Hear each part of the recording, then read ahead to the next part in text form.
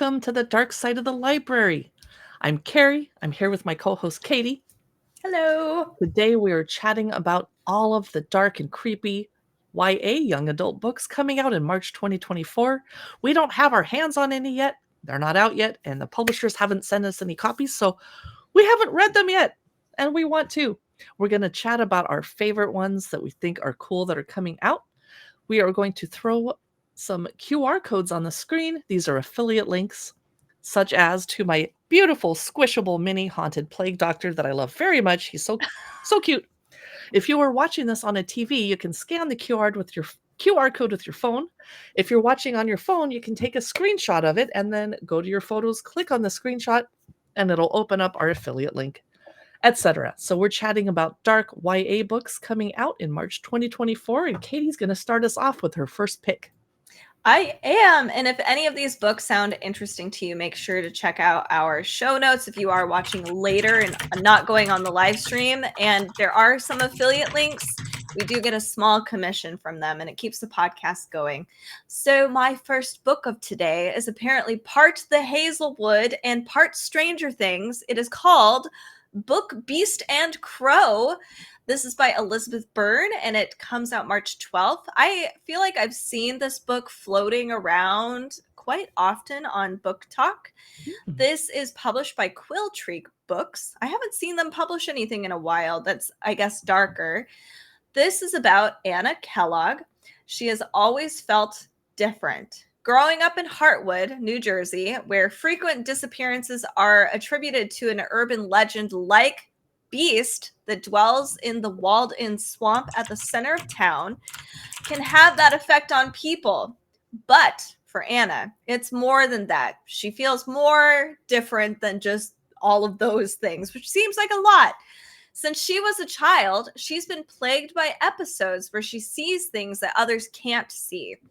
So feeling different is one thing, but actually being different, totally different. If it weren't for her best friend Olivia, Anna's not really sure where she'd fit in. But any hopes of having a normal senior year come to a halt when Olivia is attacked in the woods, bitten, and left for dead by a whirling cyclone of claws, fur, and teeth. I know, a cyclone. That's a lot. I'm creeped out right now. Though Olivia survives, a sinister entity makes it clear that the mark had been set on Anna, and the mist has set in motion a catastrophic shift that will change Anna and her friends' lives forever. So this is called Book, Beast, and Crow. I'm wondering if this is going to be kind of like a werewolf story. I don't know. I'm excited. This is by Elizabeth Byrne. I kind of am hoping they make it into a Netflix special or something. I don't know. I haven't even read it. It sounds pretty cool.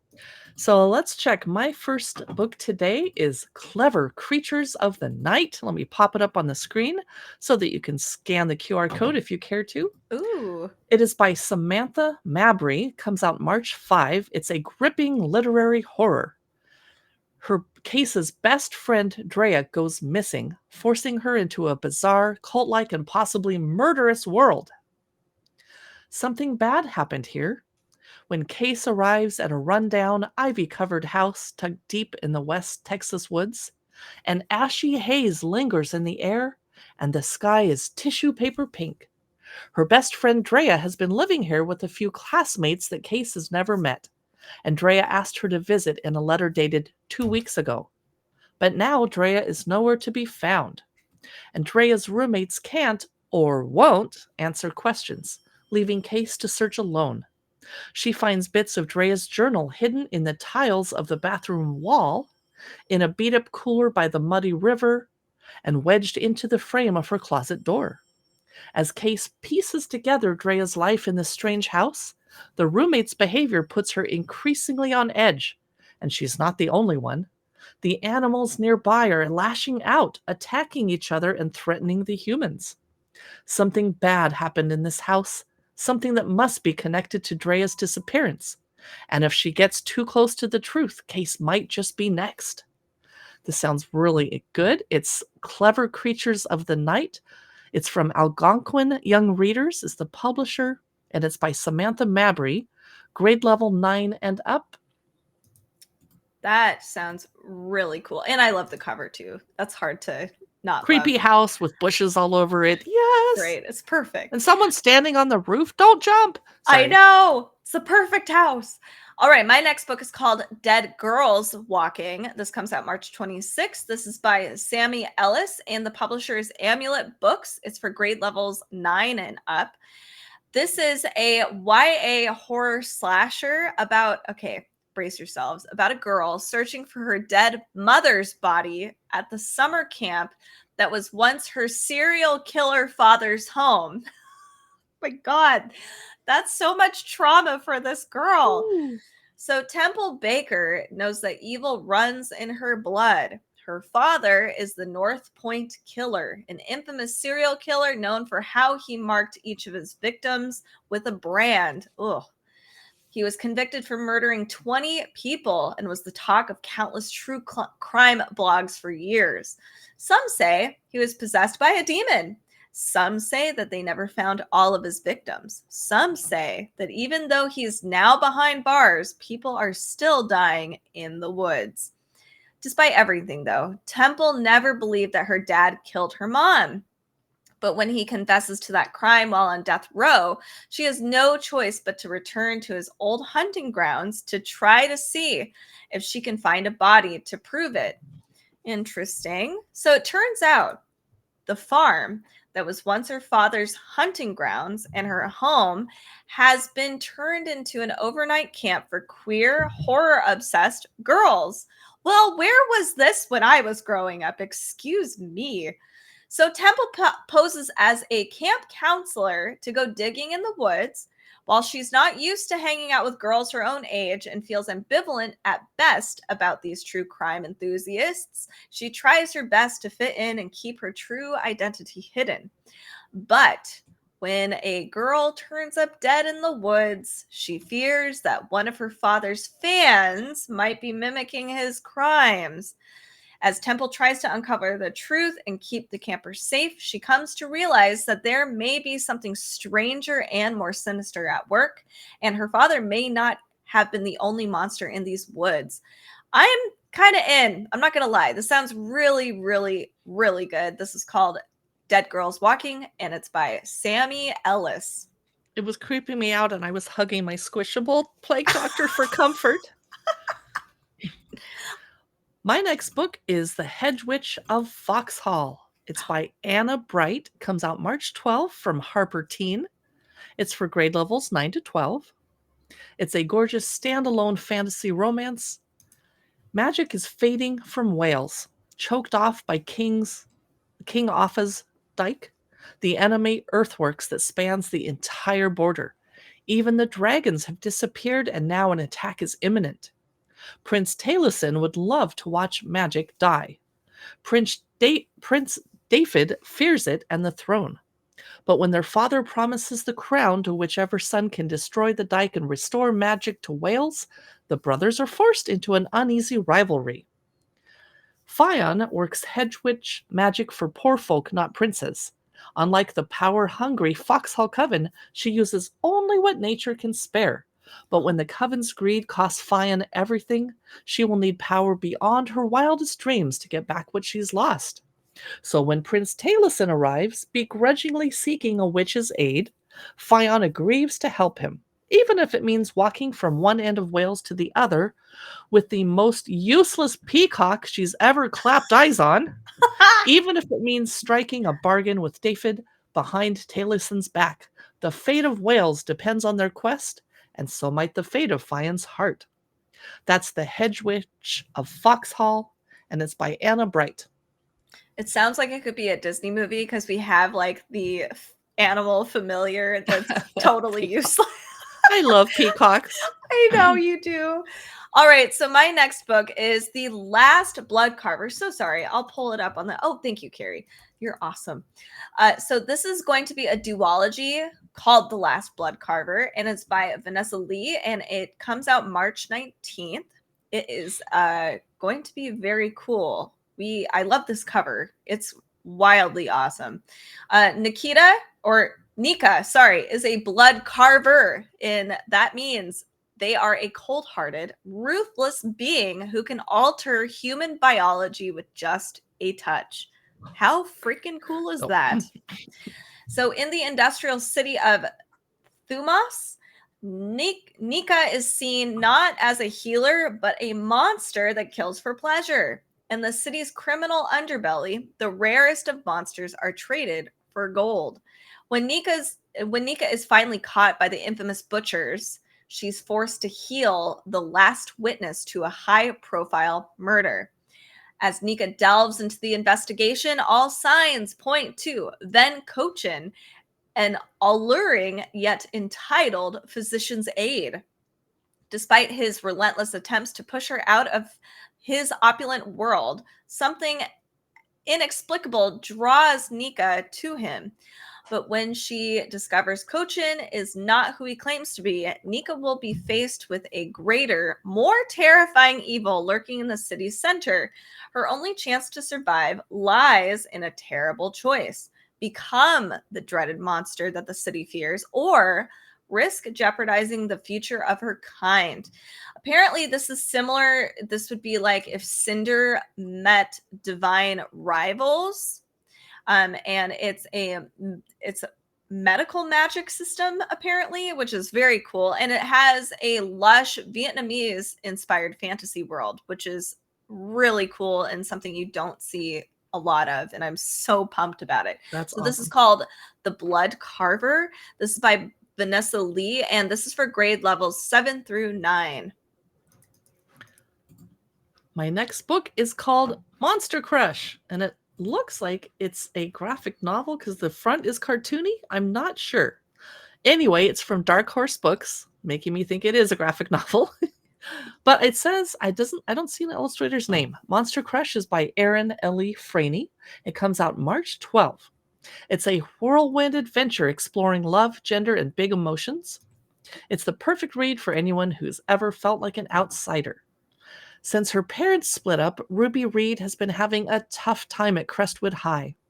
But everything changes the day Ella Mooney moves to town. Ella isn't like most teens. She's never been on a Ferris wheel, never had an ice cream cone, and sometimes she just happens to grow fangs and a tail. It happens. But it's not just Ruby who takes an interest in the new girl, and the pair find themselves on the run from a mysterious group that wants to capture Ella and her whole family. This is recommended for grade level 8 to 12. It sounds very exciting. It's Monster Crush by Erin, Ellie, Franey. My next book is called One Last Breath. This comes out March 5th, and it's by Ginny Myers Sain. It is a supernatural thriller filled with romance and murder and a decades-long mystery that haunts a small town in Florida. So I'm very excited. Mount Orange, Florida, is famous for two things. We have cerulean freshwater springs, ideal for free divers who aren't afraid of lurking gators, and the gruesome cold case murder of best friends Bailey and Celeste 20 years ago. Bailey and Celeste murders cast a permanent darkness over sunny Mount Orange. True has always lived in that shadow.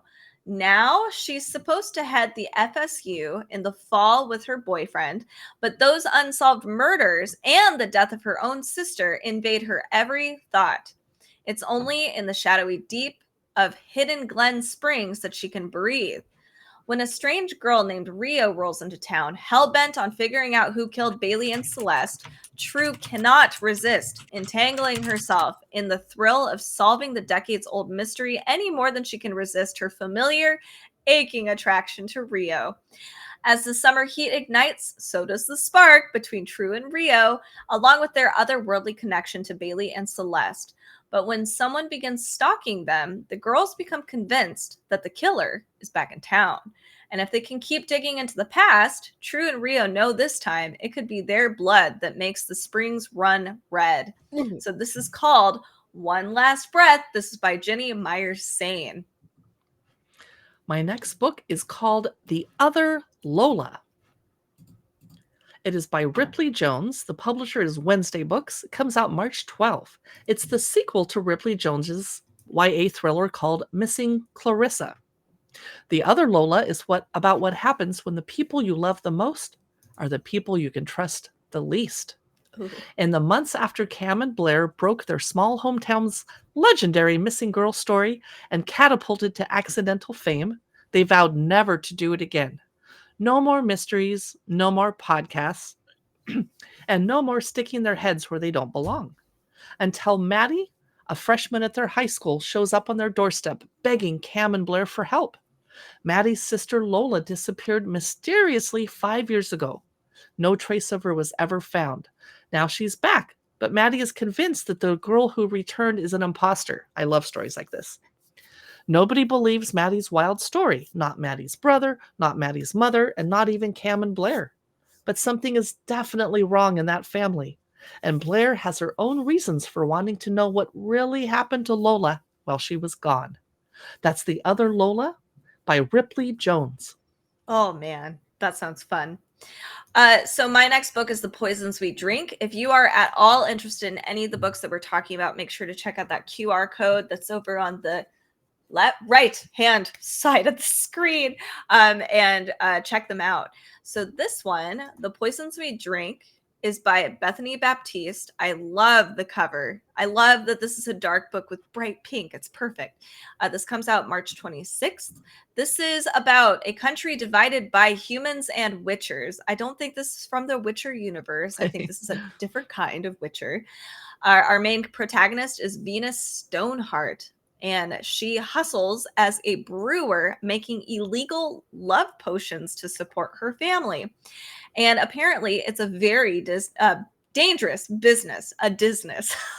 Brewing has painful, debilitating side effects, and getting caught means death or a prison sentence. But what Venus is most afraid of is the dark, sentient magic that's within herself. Then, an enemy's iron bullet kills her mother. Venus's whole life implodes. Keeping her reckless little sister Janice safe is now her responsibility. When the powerful Grand Witcher, the ruthless head of her coven, offers Venus the chance to punish her mother's killer, she has to pay a steep price for revenge. So what's the cost?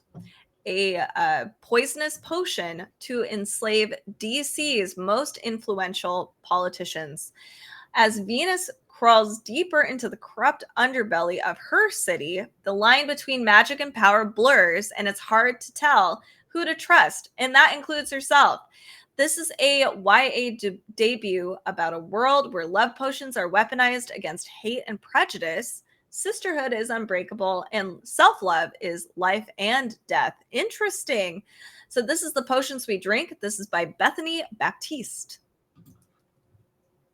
My next book is by Holly Black. Yay! It's The Prisoner's Throne, a novel of Elfhame. It's volume 2. It's The Stolen Heir. It comes out March 5 from Little Brown Books for young readers. It deals with an imprisoned prince and a vengeful queen and a battle that will determine the future of Elfhame. So Prince Oak is paying for his betrayal. Imprisoned in the icy north and bound to the will of a monstrous new queen, he must rely on charm and calculation to survive. With High King Cardan and High Queen Jude willing to use any means necessary to retrieve their stolen heir, Oak will have to decide whether to attempt regaining the trust of the girl he's always loved, or to remain loyal to Elfhame and hand over the means to end her reign, even if it means ending Ren too. There's a new war looming on the horizon and treachery lurking in every corner. Neither Oak's guile nor his wit will be enough to keep everyone that he loves alive. It's just a question of whom he will doom. Hey, that rhymed. Whom they will doom.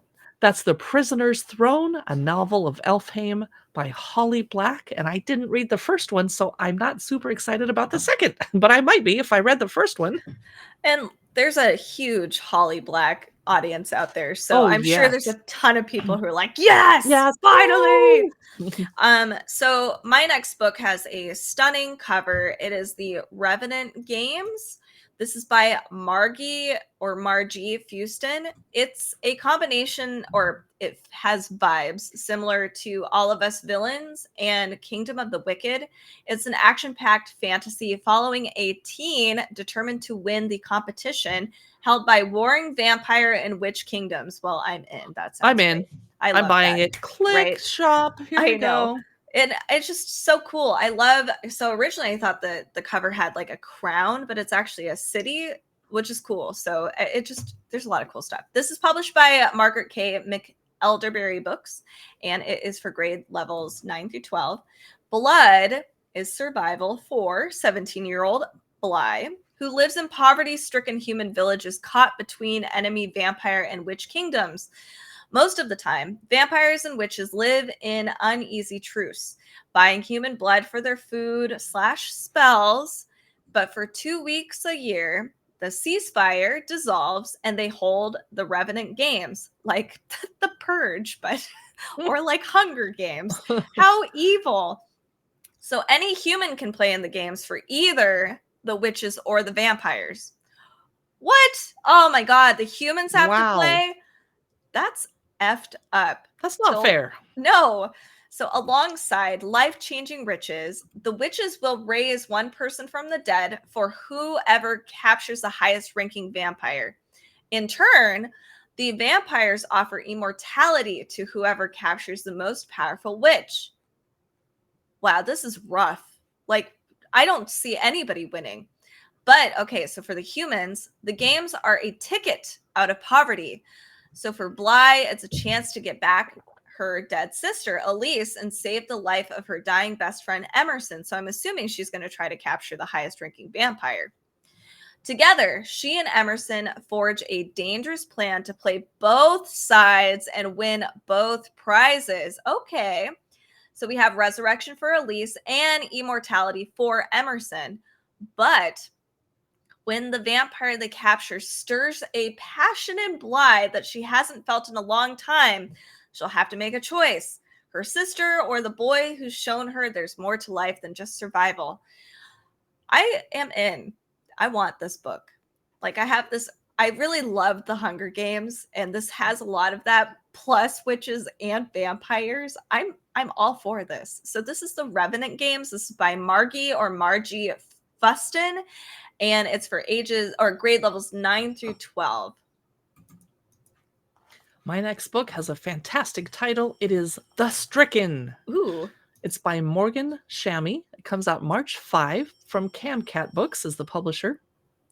So every day in Clara's world, a dark cloud descends upon her town. Does she live in Seattle like we do? I'm sorry. Know. The storm comes like clockwork, erasing everyone's memories every day. Oh. Everyone except Clara. Okay, this is getting good. But after Clara's father mysteriously disappears, things change. The diviners, captive souls who feed off of memories, come for her. With the help of a mysterious figure, Clara escapes the diviners and flees to Colombe, a city in a parallel world, where she hopes to find refuge. I wish there was a parallel world I could escape to and find refuge from the storm. Sorry. There, Clara discovers that she is a noble with a capital N, one of the few people to have knowledge of both worlds, along with the ability to venture between the two.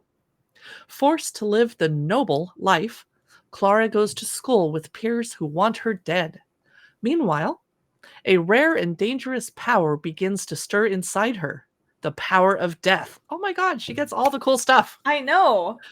And it grows until she's not sure if she can control it. When the diviners break through the city's defense and students begin to turn up brain dead, Clara must find a way to harness her newfound power in order to stop the attacks before the city and her mind is wiped clean. Ooh. Okay, I'm half in and I'm half like, that's a lot going on to follow. Yeah. It's like bordering on the Mary Sue character. Wow. Well, if you would like to check out this book, The Stricken, we have a QR code on the screen. And for those of you listening on podcasts, when you get back, you can check out a link in our show notes and see what you think about The Stricken by Morgan Shamy. And my next book is, I think, perfect for summertime. I know it's about to apparently snow over here again, but prepping for summer. At least you could put on your TBR for summer. This is called The Summer She Went Missing. This is by Chelsea Ichaso, and it comes out March 5th. Paige Redmond has always felt unlucky to spend her summers in Clearwater Ridge, with lazy days sunning at the waterfalls and nights partying at the sprawling houses of the rich families who vacation there. Doesn't sound like a problem. Sounds fun. The Covingtons are one of these families, and beautiful, brilliant Audrey Covington is Paige's best friend. And last year, when Audrey's crush-worthy brother Dylan finally started to notice Paige, she was sure it was going to be the best summer ever. Best summer ever. Except Audrey didn't seem like herself that time. Oh, no. And then one night, Audrey doesn't come home. Though Audrey wasn't the first girl to disappear in Clearwater Ridge, she left behind more lies than clues. Now, one summer later, her case has gone cold, and nobody, least of all Paige, can make sense of what happened. When Paige stumbles across a secret hidden in Audrey's room, however, it changes everything she thought she knew about last summer. She and Dylan set out on their own investigation, discovering things even the police don't know about the people of Clearwater Ridge. But tracking down missing girls who might be beyond saving by now, means entering a world far darker than Paige has ever imagined. And if she isn't careful, she might become the next girl to vanish. This sounds interesting and perfect for any of you who are looking for a cool YA thriller. This is published by Sourcefire Books for grade levels 8 through 12. This is The Summer She Went Missing by Chelsea Ichaso. My next book for YA, March 2024, is Under This Red Rock. It's by Mindy McGinnis. The publisher is Catherine Teagan Books. It's a mesmerizing YA psychological mystery following a teen girl who's grappling with the death of her brother as she starts a new job in the caverns of Ohio. Oh boy. Only to become the #1 suspect in her co-worker's murder. So Neely's monsters don't always follow her rules. So when the little girl under her bed, the man in her closet, and the disembodied voice that shadows her every move become louder, she knows she's in trouble. Yeah, you think? Sorry. With a history of mental illness in her family and the suicide of her older brother heavy on her mind, Neely takes a job as a tour guide in the one place her monsters can't follow, the caverns. There she meets Mila. Mila is everything that Neely isn't. Beautiful, strong, and confident. As the two become closer, Neely's innocent crush grows into something more. When a midnight staff party exposes Neely to drugs, she follows Mila's lead only to have her hallucinations escalate. That's why we don't do drugs, people. When Mila is found brutally murdered in the caverns, Neely has to admit that her memories of that night are vague at best. With her monsters out now in the open and her grip on reality slipping, Neely must figure out who killed Mila and face the possibility that it might have been her. This is for grade levels 9 to 12. You might want to supervise your 9th grader that's reading this book that has drugs in it. And it's by Mindy McGinnis, Under This Red Rock. That is fair. I didn't think about that. I didn't either. My final book of today. And this might not be super dark, but I think it has some dark elements in it. It is What Monstrous Gods. It's by Rosamund Hodge, and it came out March 5th, today, for those of you watching this live stream. This apparently is loosely inspired by the classic Sleeping Beauty fairy tale. And it is from the best-selling author of Cruel Beauty. So interesting. This is perfect for fans of these violent delights and the Shadow Queen. Centuries ago, the heretic sorcerer Reuven raised a deadly briar around Renakia's palace. casting the royal family into an enchanted sleep and silencing the kingdom's gods. Okay, maybe rude. this is dark. Born with a miraculous gift, Leah's destiny is to kill Reuven and wake the royals. But when she succeeds, she finds her duty is not yet complete. For now, she must marry into the royal family and forge a pact with a god or die. Oh, choice. It depends on what the god is, I guess. So to make matters even worse, Reuven's spirit is haunting her. As discord grows between the old and new guards, the queen sends Leia and Prince Aran, her betrothed, on a pilgrimage to awaken the gods. But the old gods are more dangerous than Leia ever knew, and Reuven may offer her only hope of survival. Sorry. As the two work together, Leah learns that they're more alike than she had expected, and with tensions rising, Leah must choose between what she was raised to believe and what she knows is right, and between the prince she is bound to by duty and the boy she killed. Oh, okay, this sounds cute. So this is called What Monstrous Gods? This is by Rosamund Hodge. My final book today is Where Sleeping Girls Lie. And I'm going to massacre the name of the author. It's Farida Abike Laimidi. I hope I said that okay. Where Sleeping Girls Lie comes out March 19 from Faywell and Friends publisher. It's for grade levels 10 to 12. It's a YA contemporary mystery where a girl who's new to boarding school discovers dark secrets and cover-ups after her roommate disappears. And I've seen a lot of disappearing roommate school books in the last 6 months. I don't know about you.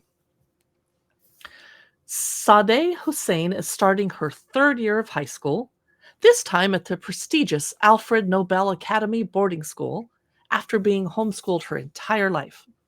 Misfortune has been a constant companion all her life, but even Sadeh doesn't expect her new roommate, Elizabeth, to disappear after Sadeh's first night, or for people to think she had something to do with it. With rumors swirling around her, Sadeh catches the attention of the girls that are collectively known as the Unholy Trinity, and they bring her into their fold.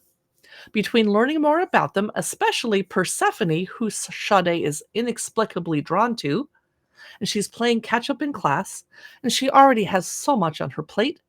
But when it seems people don't care enough about what happened to Elizabeth to really investigate, it's up to she and Elizabeth's best friend to solve it. And then a student is found dead.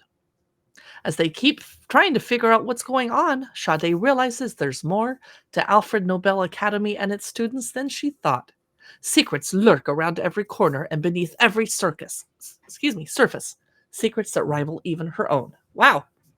That's Where Sleeping Girls Lie by Farida Abike Laimide. I was just thinking what it would take to name my child Persephone. Like, it would be kind of cool. Then they could be called Percy later. But I was like, why would you name your kid Persephone? It's such a long name.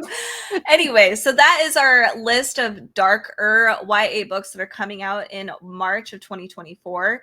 Thank you for tuning into this live stream if you have been listening live. And if you are tuning in later, again, make sure to check out our show notes. And Carrie, would you like to talk about your cute little Squishable again? No, he's just waving goodbye. He is cute. I love him. So again, if you are watching live, you can check out the QR codes that are on the right-hand side of the screen, and definitely check out those show notes. They do have affiliate links. Stay tuned every Wednesday and Friday for new episodes. We will be uploading them, and we will be discussing kids' books. There's adult fiction, nonfiction, comic books, etc. Thanks again for tuning in. We will see you in the next live stream or podcast episode.